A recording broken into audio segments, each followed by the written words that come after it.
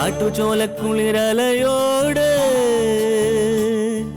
കാറ്റു പറഞ്ഞൊരു കഥയാണീ. കുരുന്നുപൂവിൻ കവിളുരുമ്മി കരിവൻ തോതിയ കഥയാണീ. കാട്ടുചോലക്കുളിരലയോട് കാറ്റു പറഞ്ഞൊരു കഥയാണീ. കുരുന്നുപൂവിൻ കവിളുരുമ്മി കരിവൻ തോതിയ കഥയാണീ. കഥ കഥ കഥ കാക്കത്തൊള്ളായിരം, കഥ കഥ കഥ കാക്കത്തൊള്ളായിരം.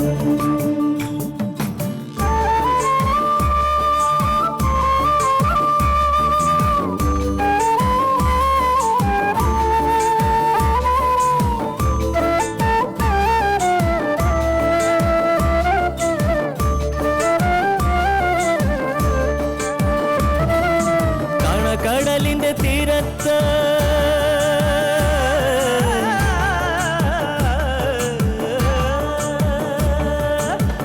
കടലിന്റെ തീരത്തണയണ തിരകൾ പറയണ കഥയാണ്.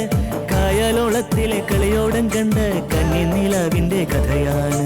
പടവരമ്പത്തെ പുൽനാമ്പിനോട് പുലരി പറഞ്ഞൊരു കഥയാണ്. മാനം മുട്ടണ കൊടുമുടിയോട് മൂവന്തി പറയണ കഥയാണ്. മൂവന്തി പറയണ കഥയാണ്. കഥ കഥ കഥ കാക്കത്തൊള്ളായിരം. ഗീതയായിട്ട് എന്തെങ്കിലും പ്രശ്നമുണ്ടായാൽ ഞാൻ ആ സഹതാപങ്ങ് മറക്കും. അമ്മ ഭ്രാന്താശുപത്രി കിടക്കും. സൗദാമിനി പറയുന്നതനുസരിച്ച് നിന്നാൽ അത് ഒഴിവാക്കും. എന്താ വേണ്ടെന്ന് വെച്ചാ തീരുമാനിക്കേ. കേട്ടല്ലോ, നമ്മള് രണ്ടുപേരുടെയും മാത്രമല്ല രമേശന്റെ അഭിപ്രായം ഇത് തന്നെയാ.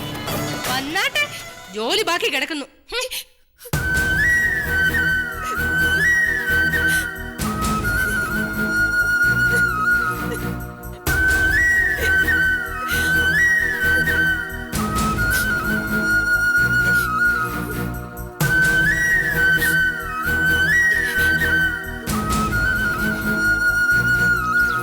ശാരദേച്ചിയോട് ഇതുവരെ ഇല്ലാത്ത സ്നേഹം പെട്ടെന്ന് തോന്നിയിട്ട് കൊണ്ടുപോയതാണെന്ന് എനിക്ക് തോന്നുന്നില്ല.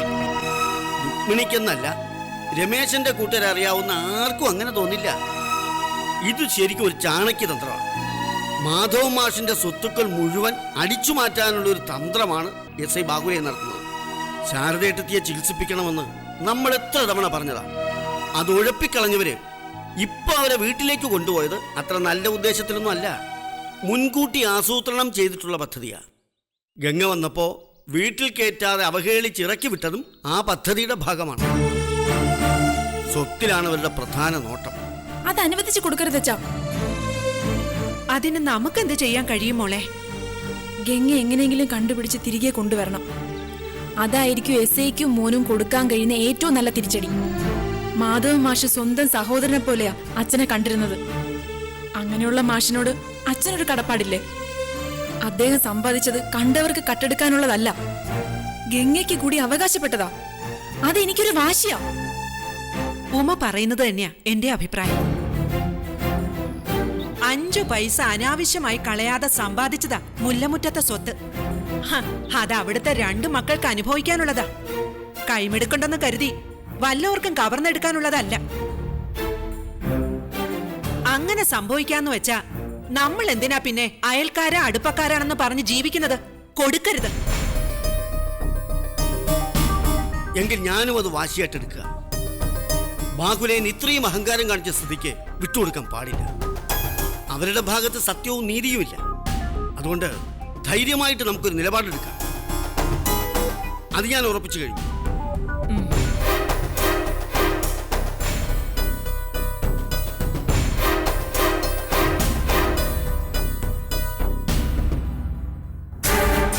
ഈ പുലിവാൽ ഇങ്ങനെ എത്ര നാൾ പിടിച്ചോണ്ട് നിൽക്കാനാ നിങ്ങളുടെ പരിപാടി? പുലിവാലോ? ഗീതയുടെ അമ്മയുടെ കാര്യവാ. എത്ര കോടി രൂപ കിട്ടുമെന്ന് പറഞ്ഞാലും ഈ കുരിശിനെ ഇവിടെ വാഴിക്കാൻ ബുദ്ധിമുട്ടാ. മുല്ലമുറ്റത്തെ സ്വത്ത് വേണ്ടാന്ന് വെക്കാനാണോ സൗദാമിനി പറയുന്നേ? എന്ന് ഞാൻ പറഞ്ഞില്ല. അതൊട്ട് വിട്ടുകളയും വേണ്ട. പക്ഷേ അതിന്റെ പേരിൽ ശാരദേച്ചി ഇങ്ങനെ ചുമക്കേണ്ട കാര്യമില്ല. അതാ ഞാൻ പറഞ്ഞത്. ഇപ്പോഴത്തെ ചുറ്റുപാടിൽ അവരെ ആശുപത്രിയിലാക്കിയാലുള്ള പ്രശ്നം ഞാൻ നേരത്തെ പറഞ്ഞല്ലോ സൗദാമിനി. ഗംഗ ഇനി ഒരിക്കലും ഒരു ഭീഷണിയായി നമ്മുടെ അടുത്തേക്ക് വരരുത്. അത് ഉറപ്പിച്ച ശേഷം അവരെ ഭ്രാന്താശുപത്രിയിലാക്കിയാൽ മതി. അതിനാദ്യം വേണ്ടത് ആ പെണ്ണിനെ കണ്ടുപിടിക്കാന്നുള്ളതാ. ഞാൻ ആലോചിക്കാത്തതല്ല, പക്ഷെ ഒരു വിഷയമുണ്ട്. നമുക്ക് ഗംഗയെ പരസ്യമായിട്ട് അന്വേഷിക്കാൻ പറ്റത്തില്ല. അത് ബുദ്ധിമോശമാ. ഗംഗയെ നമ്മൾ കണ്ടെത്തിയെന്ന് പുറത്തറിഞ്ഞാൽ അവളെ സംരക്ഷിക്കേണ്ട ബാധ്യതയും നമ്മുടേതാവും. അതല്ലല്ലോ നമ്മുടെ പരിപാടി. അതുകൊണ്ട് രഹസ്യമായി ഗംഗയെ കണ്ടെത്തണം. കണ്ടെത്തിയിട്ട് ആ അധ്യായം നമുക്കങ്ങ് അവസാനിപ്പിക്കണം. എന്ന് വെച്ചാലേ അവളെ അങ്ങ് തട്ടിക്കളയണം. എങ്ങനെ? നിങ്ങൾ വേഷം മാറിപ്പോനോ? വേറെ ലെവലിലായിരിക്കും. അതിനുള്ള ഓപ്പറേഷനുള്ള ആളുകളെ എനിക്കറിയാം. ഇതൊക്കെ നടക്കൂ? നടക്കും. വൈകാതെ ഗംഗ ഈ ഭൂമുഖത്തുനിന്ന് മാഞ്ഞു പോകും. ഒരു കുഞ്ഞു പോലും അറിയാം. പിന്നെ നമുക്ക് എന്തു ആവാം. ആക്ഷൻ കമ്മിറ്റിക്കാരൻ അലഞ്ഞു തിരിഞ്ഞ് ഊപ്പാട് വരും. ഭ്രാന്ത് അങ്ങേയറ്റം പറ്റിയാൽ ആശുപത്രി സെല്ലിന്ന് ശാരദാമ്മയുടെ മരണവാർത്തയും പുറത്തു വരും. അങ്ങനെ മുല്ലമുറ്റത്തെ എല്ലാ സ്വത്തിനും അവകാശി ജീവിച്ചിരിക്കുന്ന ഒരേ ഒരു അംഗമായ ഗീതയാവും. എന്ന് വെച്ചാല് രമേശനാവും. എന്നാ പിന്നെ അതിനുള്ള പ്ലാനുകൾ മുന്നോട്ട് നീക്കിയാട്ടെ. രഹസ്യമായിട്ട് നീക്കുന്നുണ്ട് ഞാൻ. അതുവരെ ഒന്ന് ക്ഷമിക്ക് എന്ന് വിചാരിച്ച് ശാരദയർത്തേക്ക് യാതൊരു പരിഗണനയും കൊടുക്കണ്ട. നാളെ അനുഭവിക്കാൻ പോകുന്ന ദുരിതങ്ങൾക്ക് ഒരു റിഹേഴ്സൽ ആയിക്കോട്ടെ ഇവിടുത്തെ താമസം. ഏത്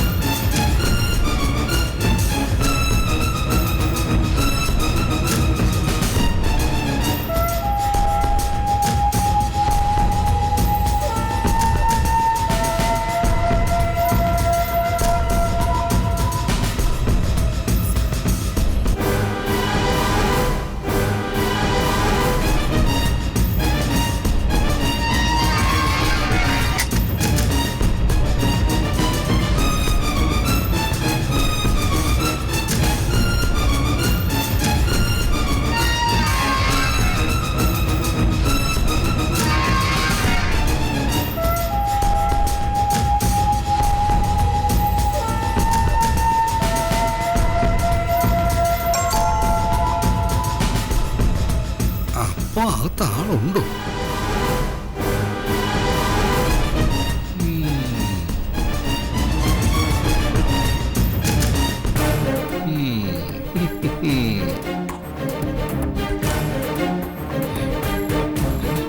അല്ല അവറാച്ചനങ്ങളോ? അതെ, അവറാച്ചനങ്ങൾ തന്നെ. അല്ല അങ്കിൾ, എന്താ അങ്കിൾ? വീട് മൊത്തത്തിലൊന്ന് പെയിന്റ് അടിക്കേണ്ട സമയമായി. ഏയ് ഇപ്പഴെന്തിനാ? അതല്ല, റീപെയിന്റ് ചെയ്യണം. മൊത്തത്തിലെ ഒരു മങ്ങലുണ്ട്. അകത്തെ മുറികൾ എങ്ങനെ? ഏയ് ഒരു കുഴപ്പമില്ല, പെയിന്റ് മങ്ങിയിട്ടൊന്നുമില്ല. എന്നാലൊന്ന് നോക്കിയേക്കാം. ഇപ്പൊ പെയിന്റ് ചെയ്യേണ്ട ആവശ്യമൊന്നുമില്ല. റൂംസ് എല്ലാം പുതുതായിട്ട് തന്നെ തോന്നും. ആ, ഒന്ന് നോക്കാവുന്നേ. അതിന് സോളൻ എന്താ പ്രശ്നം? പണം മുടക്കുന്നത് ഞാനല്ലയോ?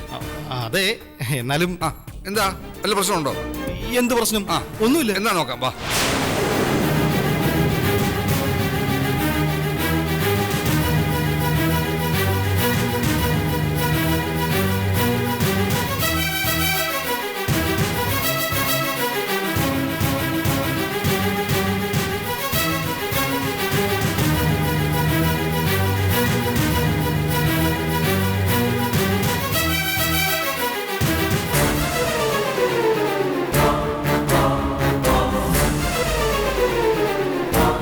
തൽക്കാലം പെയിന്റിന്റെ ആവശ്യമില്ല.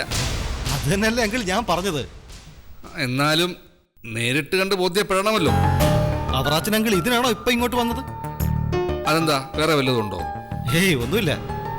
എന്നാ ശരി. ആ ഉം. ആ.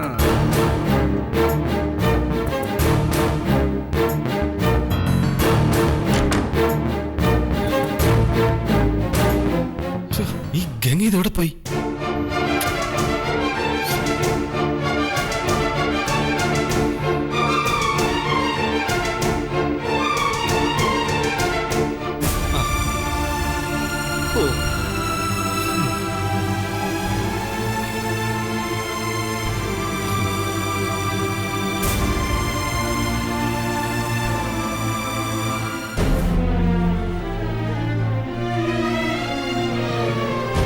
എങ്ങും കാണാതിരുന്നപ്പോ ഞാനൊന്ന് പേടിച്ചു. ഒരു കണക്കിന് പോയി. ഇപ്പൊ വന്ന് സെർച്ച് ചെയ്തിട്ട് പോയതേ ഉള്ളൂ. കോളിംഗ് ബെൽ അടിച്ചു, ഞാൻ ഡോറ് തുറന്നില്ല. ഞാൻ പറഞ്ഞില്ലേ വരുമെന്ന്. ഇനി ഈ പരിസരത്ത് റോന്ത് ചുറ്റി നടക്കും. ഒരു പ്രത്യേക ടൈപ്പാ. ശരിക്കും സംശയമുണ്ട് ആ മനുഷ്യന്. ഗംഗയ്ക്ക് അധിക ദിവസം ഇവിടെ തുടരാൻ പറ്റില്ല എന്ന് ഉറപ്പാ. ജോലിയുടെ കാര്യം ഞാൻ ചിലരോടൊക്കെ സംസാരിച്ചിട്ടുണ്ട്. പെട്ടെന്ന് അതൊക്കെ നടക്കുവോ? എളുപ്പമല്ല. ചില പിടിപാടുകളൊക്കെ ഉള്ളവരെയാ ഞാൻ കണ്ടത്. 2-3 ദിവസത്തിനുള്ളിൽ ശരിയാക്കാന്നാ പറഞ്ഞത്. നമുക്ക് പ്രതീക്ഷിക്കാം. അതുപോലെ താമസത്തിന്റെ കാര്യവും ഏർപ്പാടാക്കാം.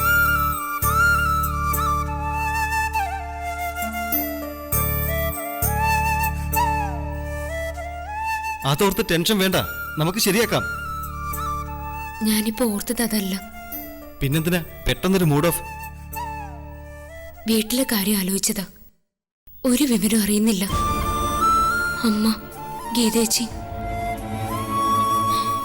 എങ്ങനെ കഴിയുന്നു എന്തോ. അടുത്ത് തന്നെ വാര്യർ സാറിന്റെ ഫാമിലി ഉണ്ടല്ലോ. അതാ ഒരു ആശ്വാസം.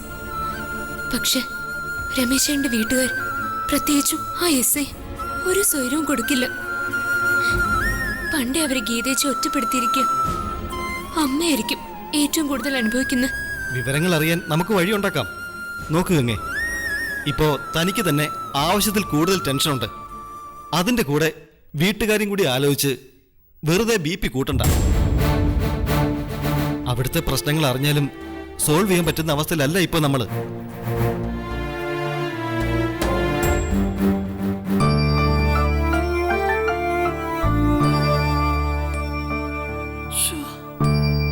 പതുക്കെ. അമ്മയ്ക്ക് തനിയെ എന്നും തലമുടി ചീകി കെട്ടിവെക്കാവുന്നതേ ഉള്ളൂ.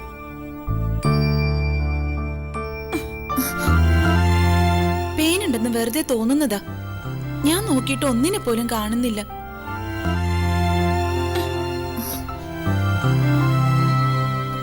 മുമ്പൊക്കെ അമ്മ എന്റെ മുടി എണ്ണ തേച്ച് നന്നായി ചീകി ഒതുക്കി തരുമായിരുന്നു.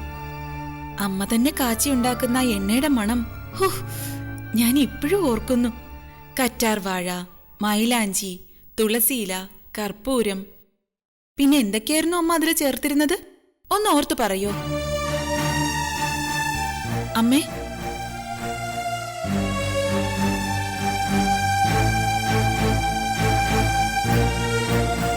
എന്താ അമ്മേ? ആരാന്ന് നോക്കിയതാ. കല്യാണത്തിന് വന്നതാന്നോ? എറവങ്കരയിലെ സത്യഭാമയുടെ മോളാന്നോ? അമ്മേ, സത്യഭാമയും ഞാനും ഒരുമിച്ച് പഠിച്ചതാ. പാവം, ചത്തിട്ടിപ്പം 4 കൊല്ലമായി. ക്യാൻസർ ആയിരുന്നു. നിനക്ക് ദീനമൊന്നുമില്ലല്ലോ? ആ ആന്റി മരിച്ചിട്ടില്ലമ്മേ. ആര് പറഞ്ഞു? അടക്കത്തിന് ഞാനും മാഷൂടെ പോയതാ. അത് കൊള്ളാം. മുഖത്ത് നോക്കി കള്ളം പറയുന്നോ? അത് പറഞ്ഞപ്പോഴാ ഓർത്തത്. മാഷിനോടൊരു കാര്യം ചോദിക്കാൻ വിട്ടുപോയി. കല്യാണത്തിന് മുറ്റത്തൊരു പന്തലിടണം. ചിലപ്പോ മഴ പെയ്താലോ? ഞാനൊന്ന് പോയി പറയട്ടെ. അയ്യോ അമ്മേ, മുടി കെട്ടി തീർന്നില്ല. പറഞ്ഞില്ലെങ്കിൽ മാഷ് ഓർക്കത്തില്ല. മാഷേ, അവിടെ ആരുമില്ലമ്മേ. മാറ്, ഞാൻ പോയി പറയട്ടെ. മാഷേ, ഞാൻ പോയി പറയാം. അമ്മ ഇവിടെ കിടന്നു. എന്നെ പിടിച്ചു നിർത്താൻ നീ ആരാ? കയ്യിന്ന് വിടടി, എന്നിട്ട് അങ്ങോട്ട് നീങ്ങി നിൽക്കും. മാഷേ, അമ്മ പോവണ്ട, ഞാൻ പറയുന്നൊന്ന് കേക്ക്. പിന്നെ ദേഹത്ത് പിടിക്കുന്നോ? പറഞ്ഞ മനസ്സിലായില്ലേടി നിനക്ക്? അമ്മേ ഒന്ന് പതുക്കെ, അപ്പുറത്താരും കേൾക്കണ്ട. എന്റെ വീട്ടിൽ ഞാൻ തോന്നിയതുപോലെ വർത്താനം പറയും. നീ ആരാ ചോദിക്കാൻ? ഓ, ഒരു കല്യാണം വന്ന് മുമ്പിൽ നിൽക്കുന്നു, അപ്പോഴാവശ്യമില്ലാത്ത ഓരോ ശല്യങ്ങള്. വിട്, ഞാൻ അങ്ങോട്ട് ചെല്ലട്ടെ. അമ്മ ദേവി ഇത് ഇവിടെ ഒന്ന് ഇരിക്കമ്മ. പിന്നെ ഇതെന്തൊരു സൂക്കേടാ? ആരാ ഇതിനെയൊക്കെ ഇങ്ങോട്ട് പറഞ്ഞു വിട്ടത്? വിടടി അങ്ങോട്ട്. വിടാൻ. മാഷേ, മാഷേ, മാഷേ.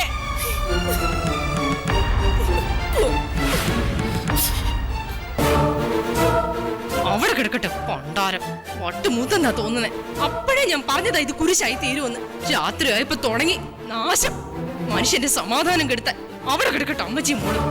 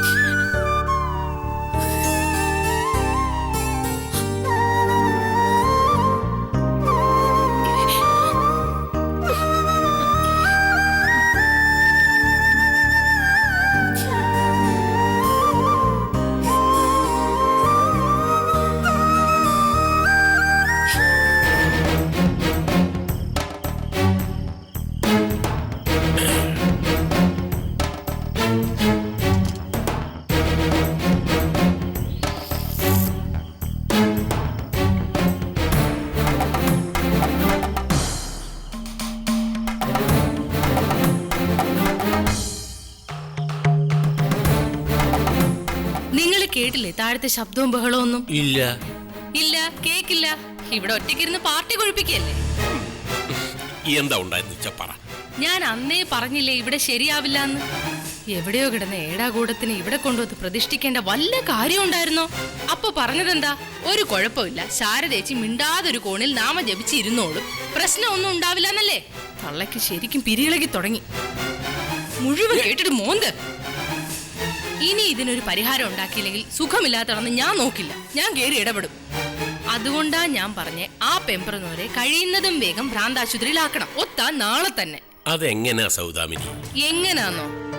കയ്യും കാലും പിടിച്ചു കെട്ടി വണ്ടി കയറ്റി കൊണ്ടുപോണം. പ്രൈവറ്റിലല്ല, ഗവൺമെന്റ് ആശുപത്രിയിൽ. അവിടെ ആവുമ്പോ ചികിത്സയും ശാപ്പാടും ഒക്കെ ഫ്രീയാ. ഊളംപാറയോ കുതിരവെട്ടോ എവിടെയാണെങ്കിലും വേണ്ടില്ല, ഇവിടെ സ്വസ്ഥത കിട്ടണം. എനിക്ക് അത്രേ ഉള്ളൂ. അതിന്റെ വരും വരായികൾ നമ്മൾ നേരത്തെ സംസാരിച്ചതല്ലേ.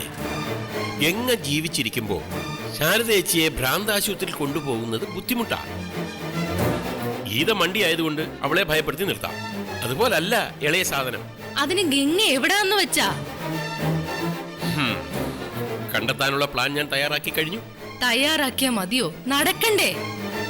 ഇവിടെ ഇങ്ങനെ കള്ളു മോന്തിക്കൊണ്ടിരുന്ന പ്ലാൻ നടക്കോ? നാളെ ഞാൻ ഗിരിയുടെ വീട്ടിൽ പോകുന്നുണ്ട്. അവന്റെ അമ്മ നമുക്ക് പറ്റിയ ആളാ. ആദ്യം കണ്ടപ്പോഴേ എനിക്കത് മനസ്സിലായി. 2 സൗദാമിനി ചേർന്നാൽ ഒരു ദാക്ഷായണിയാവും. അതിനവരെ കണ്ട ഗംഗയുടെ കാര്യം അറിയുന്ന എങ്ങനെയാ? അതിനവരവളെ ഓടിച്ചു വിട്ടതല്ലേ. ഗംഗയും കൊണ്ട് മുല്ലമുറ്റത്ത് വന്ന ഒരു ഏരപ്പനുണ്ട്, സോളമൻ. അവനിലേക്ക് എത്തണം. അവൻ അറിയാതെ അവൾ എവിടെയും പോവില്ല. സോളമന്റെ താമസ സ്ഥലം ദാക്ഷായണിക്കറിയാം. അതിനുവേണ്ടിയാണ് അവരെ കാണുന്നത്. അല്ല, ഗംഗ എവിടാണെന്ന് അറിഞ്ഞിട്ട് അടുത്ത നടപടി എന്താ? പറഞ്ഞത് നീ മറന്നുപോയോ? വകവരുത്തുക, അത്ര തന്നെ. ഒരു അപകട മരണം അല്ലെങ്കിൽ ഒരു ആത്മഹത്യ, പത്രത്തിൽ ഒരു ചെറിയ വാർത്ത, അവിടെ തീർന്നു ഗംഗ എന്ന ശല്യം. അതോടെ തള്ളയെ ഒതുക്കാം. പിന്നെ നമ്മുടെ നേട്ടമാ. പറയാൻ എളുപ്പോ, ചെയ്യാൻ എളുപ്പമില്ലെന്ന് എനിക്കറിയാം. പക്ഷേ ബാഹുലേയൻ അത് നടത്തിയിരിക്കും. അതുവരെ സൗദാമിനി സ്വയം ഒന്ന് നിയന്ത്രിക്കും. തള്ള എന്തെങ്കിലും അലമ്പുണ്ടാക്കിയ മോളുണ്ടല്ലോ നോക്കാൻ. താൻ അങ്ങോട്ട് ചെവി കൊടുക്കാൻ പോണ്ട. കൂടുതൽ അരിശം വരുമ്പോ ആ ഗീതയെ നാലങ്ങ് പറഞ്ഞു. ഗംഗയുടെ മരണമെങ്കിൽ അങ്ങനെ, പക്ഷെ പെട്ടെന്നൊന്ന് നടന്നിരിക്കണം. എനിക്കത്രേ ഉള്ളൂ.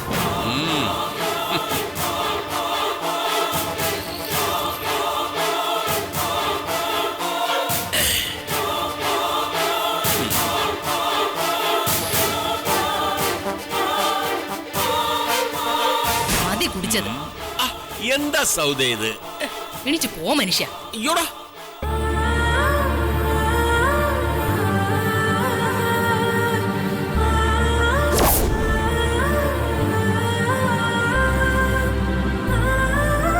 കരകാണ കടലല മേലെ മോഹപ്പൂങ്കുരുവി പറന്നേ. കണ്ണീർ കായലിലേതോ കടലാസിന്റെ തോണി. പാട്ടുകൾ പാടാൻ കൊള്ളാം, കേൾക്കാനും കൊള്ളാം. കരകാണാ കടലിൽ ദിശ തെറ്റി നിൽക്കുന്ന നമ്മുടെ ഗംഗ ഇനി എന്നാണ് പ്രത്യാശയുടെ തീരം കാണുന്നത്?